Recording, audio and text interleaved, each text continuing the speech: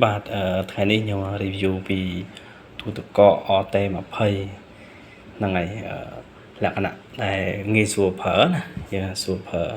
ដោយសារ OT20 នេះវាមានពីរថ្នាក់អញ្ចឹងហើយថ្នាក់ទី1គឺយើងសម្រាប់យើងដាក់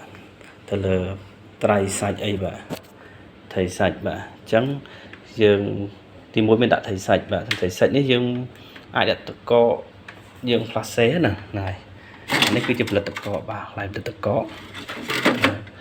យើងផលិតកកយើងអាចតម្លាក់ចូលមកក្នុងនេះបានបាទយើងដែលយើងប្រើតកកដែលផលិតហើយដាក់ចូលក្នុងមកកាច់យកមកវានឹងធ្លាក់ចូលឯងចេះបាទហ្នឹងយើងតកកណាហ្នឹងហើយអញ្ចឹងយើងអាចប្រើតកកបានបាទនេះតកកដែលយើងកាច់វិញហ្នឹងណាបាទអញ្ចឹងអានេះវាធ្លាក់មកអស់ហើយអញ្ចឹងយើងដាក់ទឹកថែមមកបាទអញ្ចឹងយើងដាក់បាទនេះជាសាច់មាន់អញ្ចឹងខ្ញុំដាក់ជាសាច់មាន់បាទខ្ញុំផ្លាសេទឹកកករឹងឬត្រីអីផ្សេងអញ្ចឹងទៅបាទនេះគឺជាថ្នាក់ទី1ដែលថ្នាក់កកបាទប្រភេទជាកកបាទអញ្ចឹងខ្ញុំ review ទៅលើថ្នាក់អីដាក់បន្លែវិញឬដាក់ទៅលើផ្លែឈើផ្សេងបាទនេះបាទនេះយើងដាក់បន្លែបាទអានេះជាផ្អែមបាទខ្ញុំដាក់ផ្អែមបាទបាទនេះបន្លែយើងបន្លែសយើងដាក់ទៅត្រជាក់បាទយើងមានព្រីងមានអីយ៉ាងចឹងទៅដាក់ទឹកដាក់អីផ្សេងបាទចំពោះ pot នេះវិញបាទ pot នេះយើងដាក់បន្លែបាទឬយើងដាក់ផ្លែឈើដូចគ្នាបាទដូចគ្នាយើងរៀបចំថង់ចងជាលំដាប់លំដោយទៅវាស្អាតបាទកាលណាយើងចងថង់បន្ថែមបន្លែរបស់យើងគឺវាអត់ខូចទេវារក្សាបានយូរបាទរក្សាបានយូរបាទចំពោះថ្នាក់នេះវិញបាទយើងអាចដាក់ជាកាហ្វេបាទកាហ្វេដាក់តាំងព្រឹកមកហ្នឹងហើយយើងមានជាស្វាយមានអីផ្សេងសម្រាប់យើងដាក់នៅក្នុង pot ខាងជាប់នេះណាបាទអញ្ចឹងទូទឹកកក OT20 នេះលក្ខណៈគ្រួសារចំនួន3 4 5 6នាក់អីយើងប្រើធូរហ្មងផុយហ្មងបាទយើងដាក់របស់របរបានច្រើននេះចេះដាក់របស់របរបានច្រើនបាទហើយយើងគិតSamsung នេះយើងផលិតមកពីថៃបាទពីថៃក្រុមហ៊ុនថៃបាទ Samsung ហ្នឹងហើយអញ្ចឹងវាល្អប្រើបងប្អូនបាទ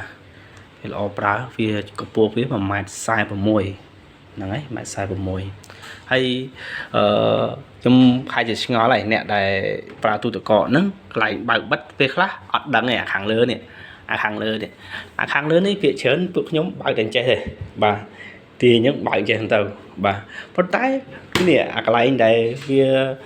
ខ្ញុំគិតខ្ញុំប្រាប់ថាកន្លែងដែលយើងបើកខាងលើនេះអញ្ចឹងអាខាងក្រោមវាច្រើនទាញចេះបាទចំពោះអាលើវាទាញមិនដែរអាលើនេះគេមានថ្នាក់គេនេះបាទខ្ញុំស៊ូមកចុចបាទគេមានថ្នាក់គេនេះចឹងថ្នាក់នេះគេទាញនេះហើយភាគច្រើនបងប្អូនទាំងអស់គឺភាគច្រើនទាញខាងនេះទេទាញខាងហ្នឹងទេប៉ុន្តែអត់ទេយើងទាញទៅលើទូវាមានកន្លែងទាញកាលណាយើងទាញអានេះមកវាអត់ខូចវាអត់ដានបើយើងទាញអានេះវាច្រើនដានហ្នឹងហើយនេះកន្លែងបាត់បានអូខេស្រួលបើកទេបាទហើយបើយើងបាត់បើកនេះវិញ